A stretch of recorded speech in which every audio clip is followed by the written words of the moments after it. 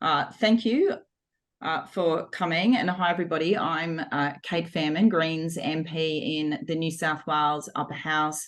Very excited to be able to host this important conversation tonight about the voice. We know that we've got the referendum coming up on October the 14th.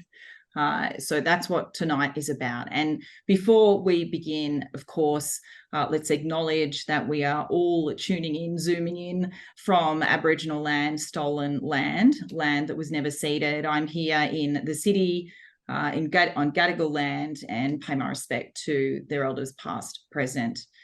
Always was, always will be Aboriginal land. And of course, let's see what we can do over the next few weeks in terms of driving that incredible conversation about how we have to do so much more for First Nations justice and on this journey of truth, treaty and voice. I'm very thrilled to have three incredible speakers, First Nations representatives here tonight. I'll do a quick intro for all three, and then we'll quickly go, because we've only got an hour. This is going to be a very focused conversation about why we support the voice. We thought we would have tonight to discuss why it's so important to write yes on October 14 and what the voice is about. Your questions will be answered. Please put in the Q&A any questions you have of our First Nations panel, and let's hope we can answer them in the 1 hour we have. So it thrills me that we have got Senator Dorinda Cox joining us tonight. She's our one of our WA Greens senators. She's a Yumatji Noongar woman and, as I said, a Green senator for WA with a strong record of working for social justice and First Nations justice in her communities. Currently, Senator Cox is the Australian Greens portfolio holder for First Nations, resources, trade, tourism and sport, and is the driving force behind the Senate inquiry into missing and murdered First Nations women and children. I'm also very thrilled that we have Aunty Thelma James, who is a Bundjalung woman born in Lismore. She holds a degree in teaching, is a storyteller, educator and mentor who has travelled and worked Australia-wide. Aunty Thelma has been keenly involved in Aboriginal affairs since the foundation of Aboriginal Affair Days in 1968, where she met Charles Perkins. She's going to talk to us tonight about that history, that very important history, and the 1967 referendum. And finally, Uncle Micklo Jarrett, who is a qualified early childhood teacher with a master's in Indigenous languages education. He teaches Gumbaynggirr language in the community. I met Uncle Micklo a few weeks ago now on the forest blockade for the in the mid-north coast in terms of the Great Koala National Park, trying to stop those forests being logged. And good on you, Uncle Micklo, for what you've been doing in that regard, because we've just had a tiny win where some of that really important koala habitat has been protected. So what an incredible panel. Very excited. So I'm going to go straight to what we're going to do now is we've got to hear from our three panelists around just basically why is it important to write yes on October 14 for the voice. I'm going to go straight to you, Senator Cox. Thanks, Kate. And can I acknowledge that I'm joining you all from a wonderful Wajak Noongar Budja, and it's right on just before 5 o'clock here on the West Coast, and I'm so privileged and humbled to be joining you here tonight. And thanks to Uncle Micklo and Aunty Thelma as well for being part of this panel, and Kate in particular for hosting us. I, as the First Nations portfolio holder, obviously have been doing some work in this area of making sure that we fully understand all of the different elements of what voting yes would mean for us as a party, and the journey that we've been on for such a long time. And I want to go back to my predecessor, Rachel Siewert, and I went back and spoke to Rachel, who was on the expert working group on constitutional recognition, and sat down with Rachel and also with Sarah Hanson-Young, who's obviously been in the party room for quite some time, had lots of conversations with them about, are we on the right path? Now, I want to be really upfront and say this isn't our timetable. our policy is very clear that we wanted truth first. We think that truth telling is a really important component, and building a treaty and having a voice. So, but this is the hand that we've been dealt. And so writing yes on October 14 will bring us closer to actually having those other two elements being achieved. And so we've done a lot of work in relation to what that means. I've also been out to the community, and so right across Australia and the breadth of this country that I've travelled both as a senator but also prior, is talking through all of those networks about why this is so important to people. And when I speak to Uncle Moogie Sumner, who's our wonderful Black Greens elder in South Australia in the original Greens, Uncle Moogie tells me of the times when he was on a mission and he never had any rights, and he was segregated both from his family, his extended family, but you know, how he was only a little kid when all of that happened. And I think about my own family's journey, and I come from 5 generations of the stolen generation. So I went back to my old people as well and asked them, what would this mean to you to have a voice to Parliament through constitutional recognition, the first time in our history being recognised in the Australian Constitution? And lots of people were on the verge of tears, to be honest. They said to me, you would actually create something for us that means that we're actually seen for the first time. People have never seen us for who we are as the first peoples of this country. And it was quite moving to hear some of the stories, some of the things that people came forth with. And it was the first time that I saw my own grandparents' citizenship papers and dog tags, in fact. Sorry, I'm getting a bit emotional now about it, because it is such a real thing for our families and our communities to have been impacted by such policies of the day, but also of all of the things that have continued along colonialism and the work on which systems have been built and continue to function to the detriment of our people. So I'm sorry, I'm going to wipe my eyes. But this journey isn't one that started in 2017. This is a journey that people have been on over the last couple of generations. We've been calling for an advisory body or a body to the government for nearly since the 1930s, and people will tell you all of those things about how this matters. People will tell you that from the Pilbara walk-off in my country in the Pilbara, from Kalkarinji country and the Wayfield walk-off, the Yirrkala bark petitions, these bodies have been something that people have been so passionate about.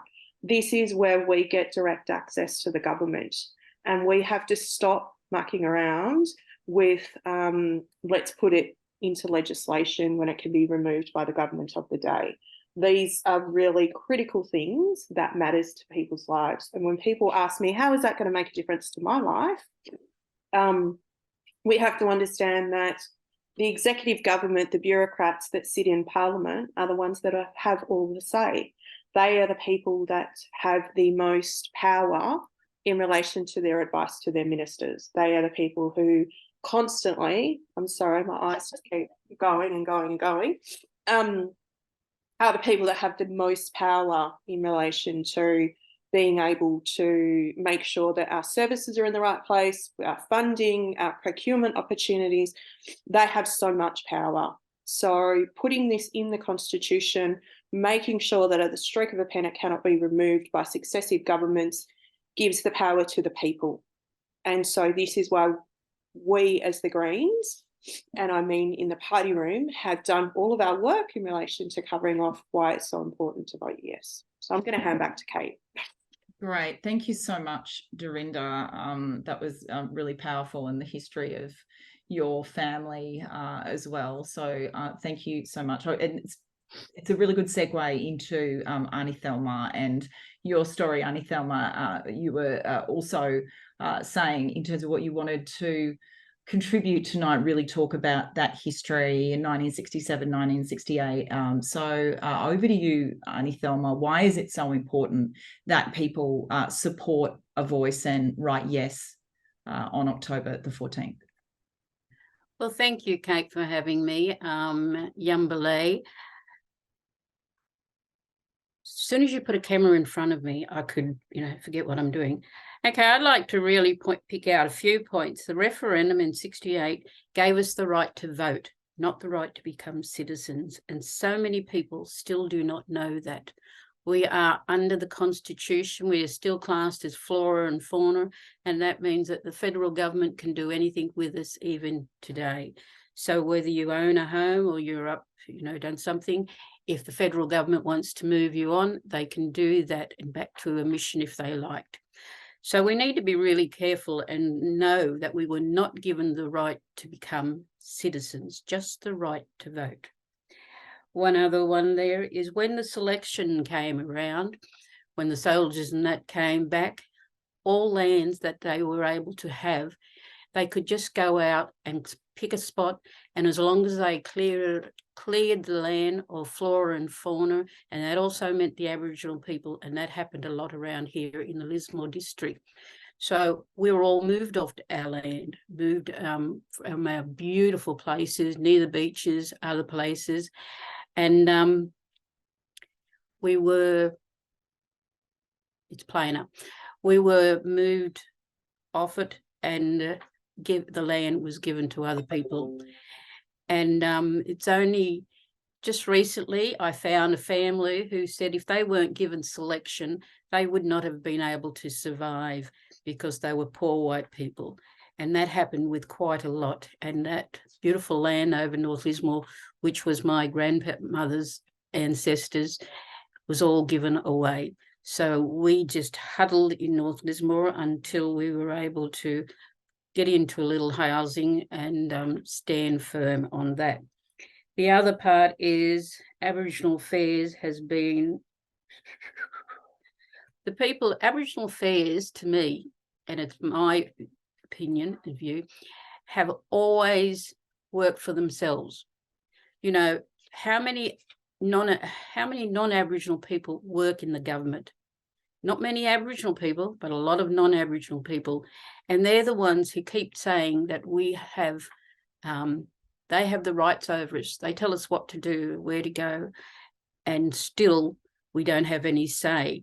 The money and the fundings that come out of Aboriginal Affairs doesn't come to us, the people down low, but to people who are working and maintain their jobs position. And so Aboriginal Affairs wasn't really, it was just like one of the other scams. It was just working for themselves, not for the Aboriginal people.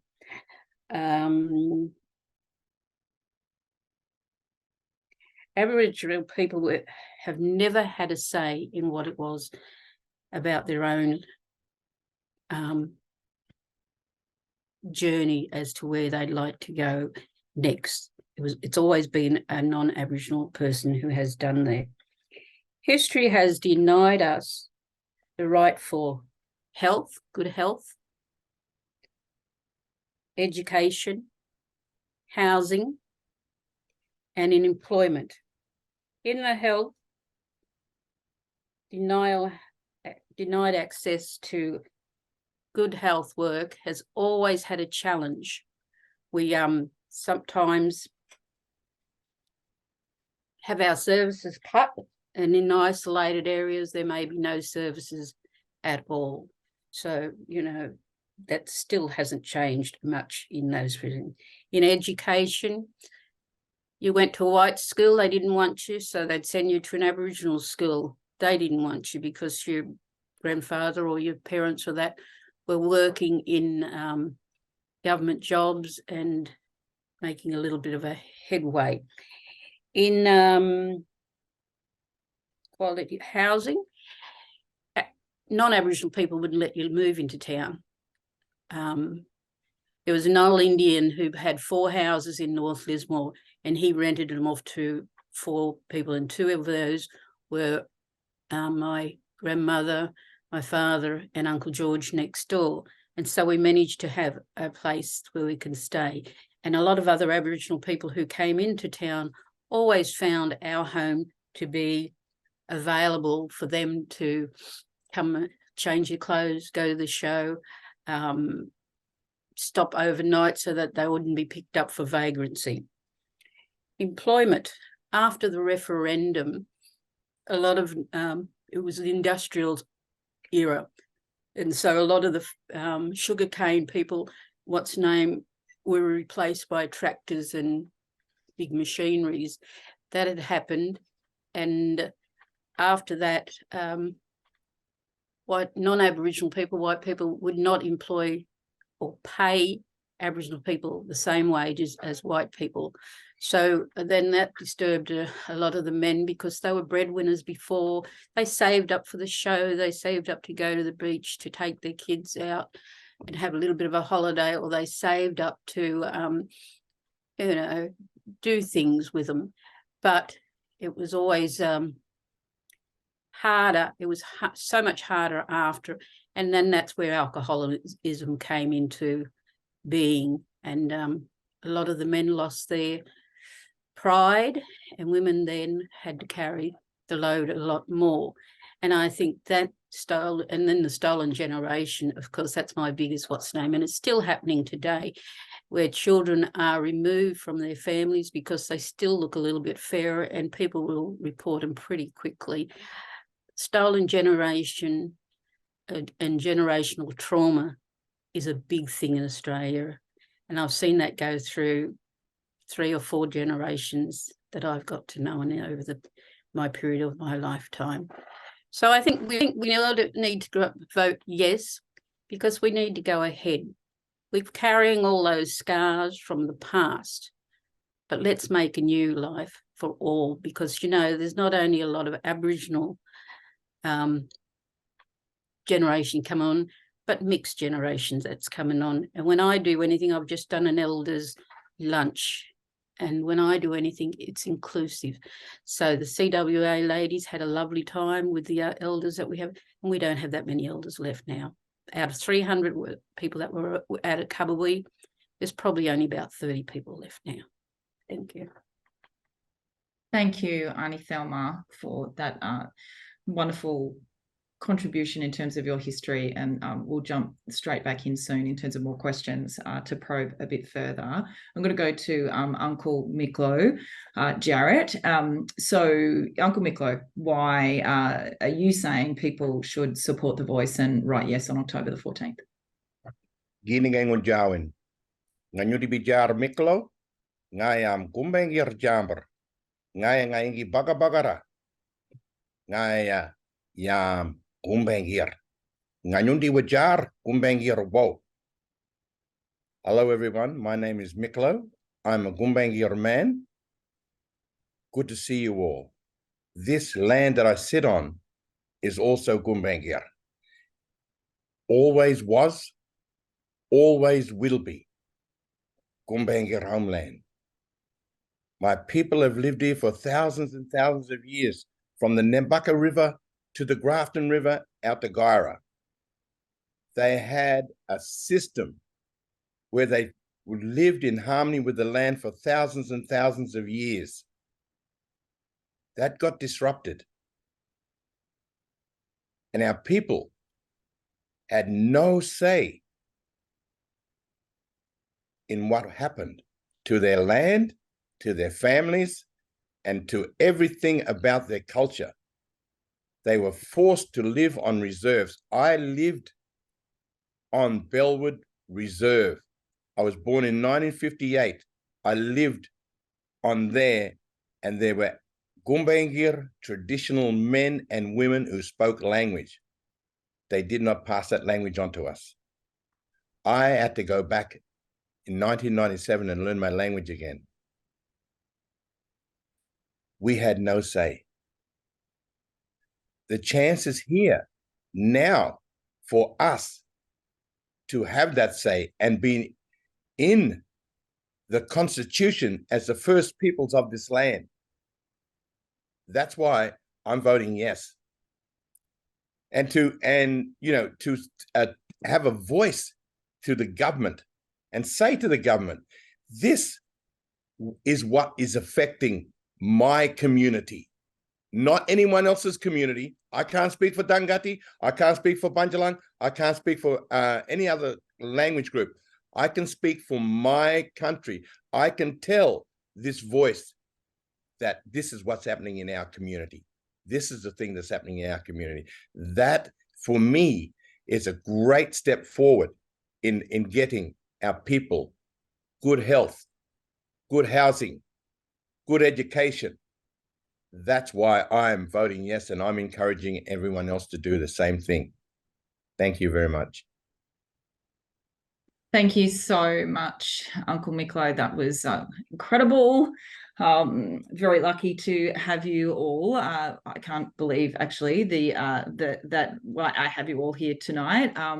So we have had a few people write questions in. I just saw somebody do something like raise their hand. I just wanted to say, instead of doing that, if you could put your questions into the Q&A as opposed to raising hands in this webinar.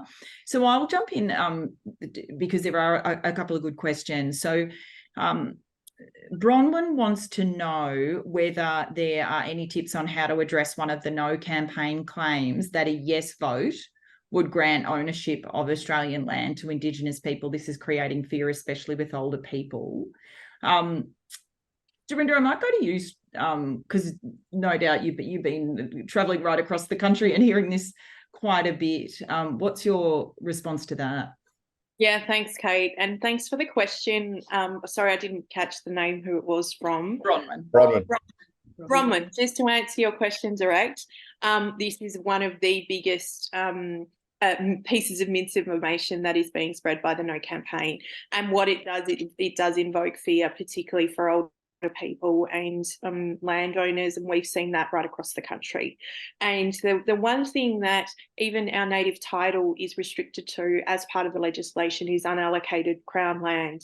And so some people's backyards, and this was a yarn that we had right back in 1993, I just wrote down when native title was established, and as a result of the Eddie Mabo case, it was something that people put out there straight away as misinformation. It's the easiest way to invoke fear on a mass scale for people is you will lose your backyard if you give rights to one group of people. And we've already endured that. So as Uncle Micklo and Aunty Thelma said, like, this has been an endurance. This has almost like been a marathon for us as Black people in this country, that we've had to endure the types of information, misinformation that have been thrown around about us and continues to be thrown around in this referendum campaign, particularly by the No case. And there is no way that people could grant land that already belongs to a private landowner to us through this constitutional change. It is of great significance for people to hear that and relief when they hear me talk through the fact that native title is about unallocated Crown land and the way that process needs to be determined. In my claim group, just alone in Noongar, we've taken 26 years to prove our ongoing 30,000-year connection to our country, and people have died because of that, because they've been waiting for such a long period of time. And I understand the fear people have. They would say they're coming in to get your backyard and take your land from you. It's the easiest way for us in the yes side to have to work 10 times harder to undo those messaging techniques and continue to tell people that this is absolute lies, that's not going to happen. I hope that helps, Bronwyn. That's really great. Aunty Thelma, it looks like you want to jump in. Yeah, I'd like to make a comment about that. Right. I've just spent 28 years battling with native title. And in the Iliua, that's just a list of rules. In the native title. We are given land, Crown land, which in a lot of cases is not even accessible because it's surrounded by a lot of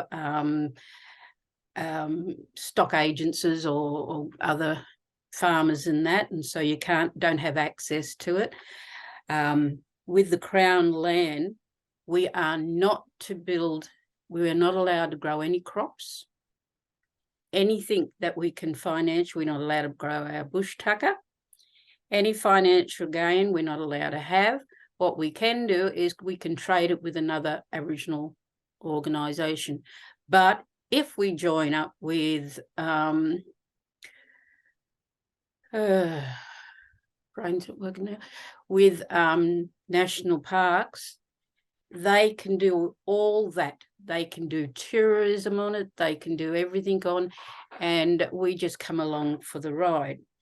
So that's one big thing that people don't really know about. With some sites, we can camp there for 54 days. They're a beach site, but we are not to put any structural buildings on it. So no toilets, no shower. And if we want to stay there a bit longer, we have to get up, move our camp, maybe on the same site, but restart all over again. So we have property near the sea or that. You can't go to the beach like we used to and just put up a camp and spend, a week there, whether it be down at Yamba or whether it be at Evans Head. We can't do that anymore. We have no fishing rights to go out to fish in the river or that, to fish for commercial fishing. We can't bring that back in and sell it. We can bring it back in and give it to our family and friends, but we cannot make any money on it. So employment's out of the road. And if you're not employed, you can't buy a house or get a house. And so it goes down the line of denying us every other aspects. So with CWA in Sydney, even, all the old girls, I've only just joined 18 months ago, they had that same attitude that they'll come and take our backyards. But they're having a change of thought now with some new energy in the place, which I'm happy for. Yeah. So it's not all roses. We haven't gained anything. We've lost. Yeah. Bronwyn, the question was it the landowners, I was having this discussion about someone, the property is not a really good word for me to, or landowners is not really good for me to say as well. What we should be using is people who are looking after the country. Are they worried that if the yes vote goes through, that they are going to lose the land that they're caring for? Is that the question? Yeah, this is, it's a range of the fear mongering, misinformation campaigns around what is going to happen with the Voice losing private land. Okay, so that's probably a genuine fear that these guys have got, right? Because of the fear mongering that was going on in the media. But I know up where I come from, and I've talked to people like that, they are really worried about that. They're so misinformed that it's crazy. They need to be informed and reassured by the Yes campaign that their land will not, or what they're caring for, will not be taken away. They really need to be reassured of that, and I'm not sure how we can do that, and more advertising, more webinars, more. So thank you. So this is the misinformation and fear mongering is kind of impacting people probably who are more conservative, who are harder to reach, less informed. Let's go the other side of things now, which we've struggled with as well during this campaign. People who are wanting treaty before Voice, have heard that treaty should come before Voice. Dorinda, I'm going to throw to you again. People who are worried, they've heard that Voice will affect sovereignty. Maybe deal with the first question first. What is the response to very well-meaning people who are feeling nervous, who are feeling cautious, who might abstain, who might even vote no because of this treaty must come before Voice, and I'm supporting those First Nations groups, people that demand that? Yeah, thanks, Kate. And I think this is a really valid question, and unpacking this. Can I just make one comment from the last thread that we were talking about? Land ownership and land rights is not, or not land rights, sorry, land ownership is not a concept we have as First Nations people. We don't own the land owns us, and we are its custodians. So I think that's exactly what Uncle Micklo was trying to say. It's a different interpretation, particularly when it comes to property rights and what that looks like. This is a really valid conversation in relation to treaty first before voice. And one of the ways that I've been trying to unpack this and make reason of it around a voice as an advisory body to government, because that's essentially what it is. So if we take it in two parts, constitutional recognition in this referendum is a no-brainer. Everyone across parties is saying this is something we obviously want. We've been doing this bipartisanship for the last 9 years, working across the aisle in order to get constitutional recognition for First Peoples. That is above agreement. And even Dutton, as much as he slithers around in this, he quite often will land in the same place and say the same thing, that of course, if he triggers another referendum, he still wants to have constitutional recognition for First Peoples. I don't believe it personally, but keep that of a watch on that. The second part of that is obviously that this is an advisory group. Now, the thing that matters to us is that sovereign to sovereign nations is an important concept, and exactly what Uncle Micklo said, we can't speak for other people's country. And so we are not a homogenous group. We are not a group that all think the same, have the same representations, have the same experiences. We can't speak for someone else's country, and the cultural protocol of that needs to be upheld. So having 24 people in the bus as the voice to Parliament, essentially, will need to figure out at a state and territory level what that looks like. And can I say my state in Western Australia is the only one that hasn't commenced any type of movement towards a voice to Parliament or treaty or truth-telling at all. And so we're in a slightly different position. So I'm just going to put that aside. But essentially, some of these processes have already been started. And in New South Wales, I know that the Minns government have said now that they're going to start the Voice to Parliament process, even though during the election they committed to treaty negotiations or conversations. So what we have to do is unpack that in a way that puts pressure from above to say that the conversation around what treaty looks like, or treaties across the Commonwealth, are really important conversations, and almost put it on the table around what does that look like. So in my country, what does it look like in the Pilbara when we have mining royalties, because we're the engine room for the nation, for GST? Who negotiates that on our behalf versus Bunjalung country, where Uncle Micklo was talking about? That's really important for our river systems, and what we've seen happen over the climate change processes in Lismore and other places. So there's a difference in both country, people, economic underpin, and a conversation that needs to happen. But we need representatives at that federal level to have a conversation first and foremost, and to be essentially an elected representative body of grassroots people. One of the things that I want to be really clear about is there's already organisations that have a platform, like Native Title and like the Coalition of Peaks. They already have an inroad into the government. So my job as the portfolio holder for the Greens will be really trying to navigate how we get grassroots voices into Parliament as part of the Voice to Parliament. And so what does that look like? Is that through an election process? Do we have our own black electoral rolls? Like, what's the process to enable that to happen, so we don't end up with the same group of people that we're seeing now driving the Yes campaign? Because what Mob have already said is we don't want those people, and we want different sets of voices, different representation. So it's a difficult one that we have to figure out a process for, and that I'm really open to people providing the context and the content that's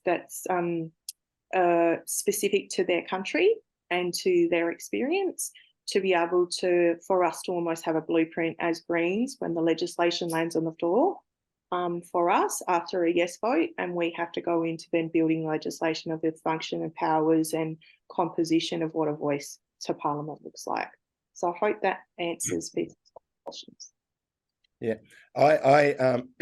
we in the Gumbanga area, we've just started up this young man has just started up a group, a men's group to start off with. It's about just 4 or 5 weeks into this. So what we're doing is gathering men from different clan groups, different family groups, and we're going to be so inclusive when we do this that we all come together as one nation, Gumbaynggirr nation, men, and we don't leave anyone out. And then we're going to encourage the women to do the same thing, have their women's group, and then once we have that together, we can make decisions as a nation what goes on in our own backyard, you know, and then we can say, or to the voice, this is what's going on in our country. Can you talk to the government and tell them what our concerns are, what's going on in our place? That's incredible. Like, as in, Uncle Micklo, just it's so simple, so clear. I just want to grab that, record it, and distribute it across the country. That little 15 1-minute statement was Aunty Thelma, do you have anything to add to this? I have never agreed with the treaty, not at this point in time, because it'll be controlled by the government, and the government will work out the rules and regulation. We need to have a voice first, then we can go with the others, and that will happen along the way. And people are saying, the scaremongers, what is it going to look like? What is it going to look? Well, hey, I think we've learnt from Aboriginal affairs back in the day that they were given enough rope to hang themselves. They weren't given enough support to do well. And remember, at that point in time, we were only allowed a voice of some sort when Charles Perkins and all, not Perkins, that's what's name, were allowed to travel, to, you know, go and see our families elsewhere without having to get permission to leave the place that you're in. So if you have a treaty first, it's going to still be done by the government. It's not going to be done by anybody else. So I agree that we do the voice first, and then after that, when people see that it's not the big negative way that was going to happen, and it's not going to go like Aboriginal affairs did, because this time we have so many more educated people. So many people have come along the tracks of hard knocks and have learnt to deal with governments and, you know, working governments. So yeah, I that's the way I've always looked at it, voice first. Yeah, thank you, Aunty Thelma. That's also wonderful and insightful in terms of not being able to trust government to do treaty without a voice first to guide that and actually put the treaties in place and to work with, you know, to make that happen and work with nations across the country. It's almost like it's like a trust thing, right? Like there's this big trust element of trusting that, so the voice, people are suggesting that everything should be put in place. We should know everything that we're going to vote in. In fact, there's a question from Anonymous. Key issues about how the voice would operate will be decided after the referendum, and that's what, you know, a lot of people are kind of saying. But so is there a way in which, I don't know, is there anything you've been able to say, Dorinda, to kind of reassure people about the fact that, yes, this will be decided in terms of the structure and the way it will operate? A lot is happening after, hopefully, we get a voice in the Constitution. Yeah, thanks, Kate. And I think, I don't know who the anonymous person is, but thank you for your question. I think this is a really important also piece of misinformation that's been ramped up in a way of like, if you don't know, vote no type of thing, where people go to that heart of there's not enough information, not enough detail in the conversation. The thing that I know is that we've now had about 12 inquiries into constitutional recognition and an advisory body to government, and something like 22 reports. This is like the 22nd report we did on the constitution alteration during the time I was on the Joint Select Committee. So we've got so much fatigue in relation to we keep writing about this same issue. What the opposition are now saying, the coalition, is they want the Karma Langton report in relation to the regional and local voices being endorsed by the government as being the blueprint and the way forward. Now, there are many, many different elements of that haven't been fully consulted on, and that although Tom Calma and Marcia Langton did a great job, they've brought that report as a contribution to the others and the amazing work that have been done, as I said, over many, many, many generations. And so what we have to do now, what the government have committed to, is doing a piece of consultation if the referendum gets up as a yes vote, to actually doing a piece of consultation to look at what the voice should look like in the model. So I don't think anybody's actually landed on it. What we know is there has to be a composition or a representation that covers the breadth of the country. It has to cover the Torres Strait Islands. It has to cover the different demographics of remote communities. And it also has to have within its composition and its function, I suppose, the ability to be able to cross generations, because we are talking now about closing the gap. And so, like, we sort of can't just have or say that we need people from a particular demographic as a representation. We've got to get that diversity even amongst our mob. And so it's really important for us to keep pushing harder and harder. And what I love about Uncle Micklo's model is that this is organic nation building that the government don't have to do for us. We do for self. And so that, to me, as Kate said, is both bottling and taking it and saying this is the way forward for us mob. What I do know in the commitment that Linda Burney has, and the conversations I've had with her, is that she's also very keen on starting the Truth Telling and Treaty Makarrata Commission after the referendum. And so they already have a budget line item which has $4.8 million in it. So we are continuing to ask questions about time frame. Why don't you do something now as an insurance policy, so that we've got everyone in the tent? And so our job in the Greens is really to keep applying that pressure, but also to make sure that there's longevity in a conversation that will help shape this model to be exactly what we need. And we will continue to ask the relevant questions, but also look at, if we get a dodgy piece of legislation, what amendments we can put up to make it better than what it is. So I hope that answers the question.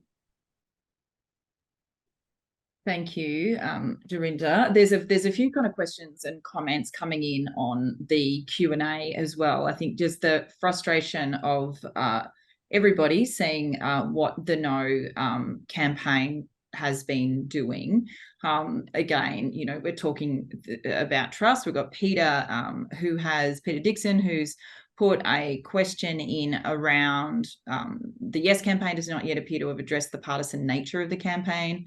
We've observed that it's conservative voices, whether Indigenous or not, largely, who are actively sowing seeds of fear and doubt. If you don't know, vote no. When is the Yes campaign going to make more of the fact that they are, one, being manipulated by the likes of Tony Abbott and other forces, and two, people like Price and Mundine are seeking personal advancement of their efforts to undermine the constitutional change?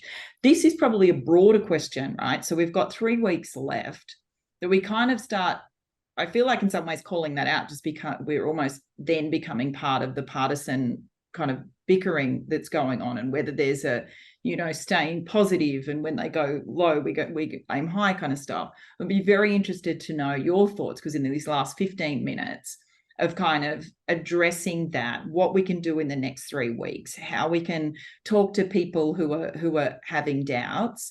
What's your view? Uncle Micklo, I might go to you first with this one. Right. What do you think about this kind of partisan nature? Do we address it head on, or do we just ignore it and keep keep talking positive stuff? I think we go forward positive all the time, positive all the time. We're holding a campaign, Yes Campaign, in Bellingen on Thursday, and we're inviting people to come along and listen to about the yes vote. And so we're just going to keep going forward and forward and forward. And I think, sometimes, I listen and I listen to the no people, and then I think, oh, they've got a good argument there. They really got a good argument there. And I think, and I'm swaying like this all the time. But for me, there's only one way forward. And we have the opportunity to take this, and for our people to make our own decision in our own communities. We have to take this forward right now. And whatever way we go, we got to keep going forward, positive, and address any concerns that the no people have got, and address them in a way that is very respectful, because we have to respect everybody's opinion, no matter what. We have to respect their opinion. And that's like if I make a decision and say yes, hopefully people will understand that and respect me for making my decision as a yes voter. But we have to keep going forward in a positive way. And yeah. Aunty Thelma, what's your views on this?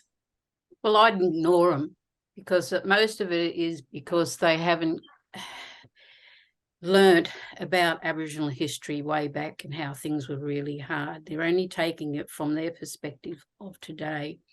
So I have always would be a yes voter, in the fact that whenever anything Aboriginal people do, whether it's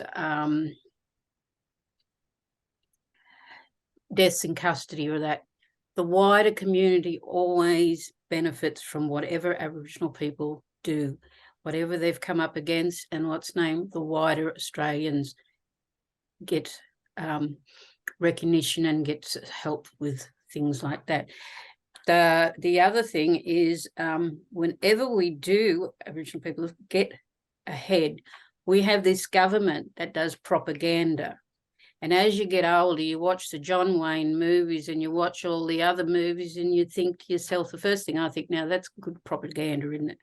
And this is what our Australian government does best, is propaganda, and throw everything and into it.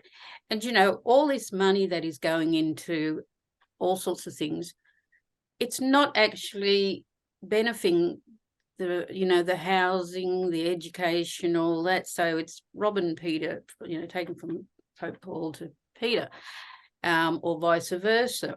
So I think if people are really interested, all you need to do is turn on SBS, NITV, even the news of late, which was never years ago, and you see all the positive things that we're achieving at the moment, and all the young people who are standing up and being counted.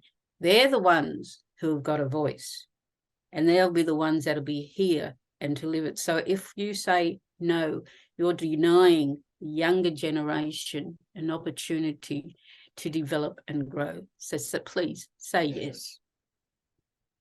Thanks, Aunty Thelma. Dorinda, did you want to jump in on that as well? Yeah, I think one of the, and I think Uncle Micklo and Aunty Thelma were on the mark there about, like, we can't get distracted. We knew going into this campaign that the Yes campaign would have a lot more work to do. It's quite easy to convince people by evoking fear and negativity about change was going to be the easy job, and that the Yes campaign had the hardest job, right? Like, so even at the start when we were talking about this as a party room, lots of the things that we talked about were that we're really going to have a lot of hard work backing in and a campaign like this, and it was going to take a lot of blood, sweat and tears, and I think it has for a lot of MPs that have really stood up and been part of this. One of the things that I've been saying is exactly that. When they go low, we go high. And you'll notice that I didn't come out last week and make any comment about Jacinta Price's National Press Club speech, because I just think that people saw through that, and it was off script. It was something that she did off the cuff, and the wheels are starting to fall off the No campaigns. Mantra right now, when we've got Jacinta and Warren, who now are at odds on treaty, on sovereignty, on colonisation, like they're really critical things of anybody knows about Australia's history, and particularly for Black people in this country, they can see right through that. And I think that's why we had a lot of people just turn up for us on Sunday or Saturday, if you're in Adelaide, turn up for us and say, we're walking with you. We're walking into a future that is something that, Noel Pearson has, reiterated time and time again. This is about the love that Aboriginal and Torres Strait Islander people across this country have and have had, that they continue to extend their hand and continue to welcome people, continue to not get dragged down into a negative place. And we're not going to let that happen in this either. So I know everyone wants us to react to that and wants us to come out and just slam it and say how bad it is. But actually that's counterproductive, right? Like, because it becomes a black on black violence type of show that people have a popcorn moment about. And I can tell you, my time in politics, that's not what I want to happen.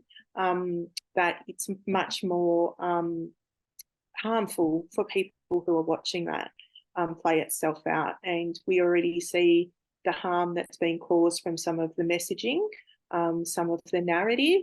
And I know people's mental health is not good, because they are feeling immensely triggered by what's being said in the media. What I do want to say is that positivity, the hope for change, the First Nations justice, the equity pieces, and the way that we want to do this, and we keep saying that until we throw up, because that's what we do in all of our election campaigns, and that's what we're going to keep doing in the Yes 23 campaign.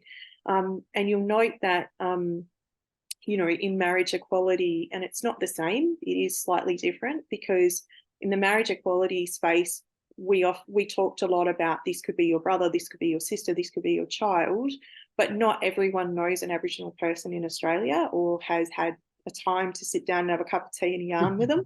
Like that's not something that everybody's had the opportunity to do. And I feel really bad saying that, but this is why we and I mean the Greens are so great in our grassroots movement, in getting to people's doors, meeting people where they're at in a campaign. To have some of those conversations is actually really important. And it's why Labor have come to us, because they know this is our bread and butter, and they know that we know how to campaign, right? It's not tea and pearls like what the Libs do. This is what we do, and we do it well as a party. And it's why we've had such an increase in the last election of our numbers in Parliament, is because we've gone out and we've talked about the real issues, the real change that this is going to have and the impact for it. And we've met people where they're at. And I think if we continue to do this, we are going to see a yes result. And I, for one, am encouraging everybody to go out. I think if you can have conversations with 5 people, we can turn this around, because we're at about 40% across the country, people who are undecided. And that's been put into the basket of soft no. That's why the polling is saying people are in the no camp. They're not in the no camp. They're in a, I'm not sure, maybe if I was going to vote today, I'd vote no sort of situation. They're still undecided. So when you drill down into that polling data, it's being misrepresented in that way. So we've got a big 3.5 weeks to get out there and make sure we can turn this vote and make sure the unanimous yes across the country and in a majority of states. Thank you, Dorinda. I'm going to go to Aunty Thelma, then Uncle Micklo for kind of last words in terms of what, the next 2.5, is it 2.5, 3.5 weeks, what we can do. So, Aunty Thelma, what's your message to everybody?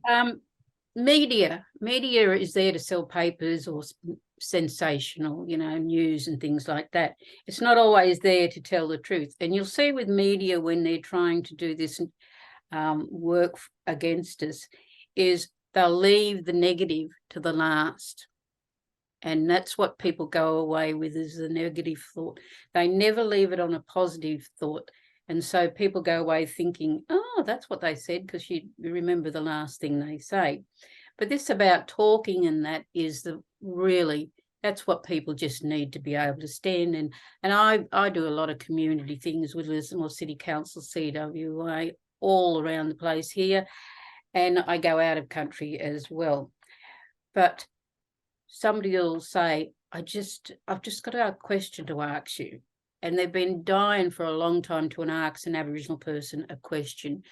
And they don't want to be argued with, or, people take it out on or think that whatever they're going to ask is silly. So just that talking, like the Senator said, just talking to people and let them know your view, and how also with longevity, how things have changed over our generations. And that's so. Please vote yes. You'll be surprised at what will happen with the young people's future. Thank you, Aunty Thelma. Uncle Micklo. We've come a long way. We've come a long, long, long way. If we vote yes, we're gonna rock it. we will rock it further than anyone can expect if we vote yes.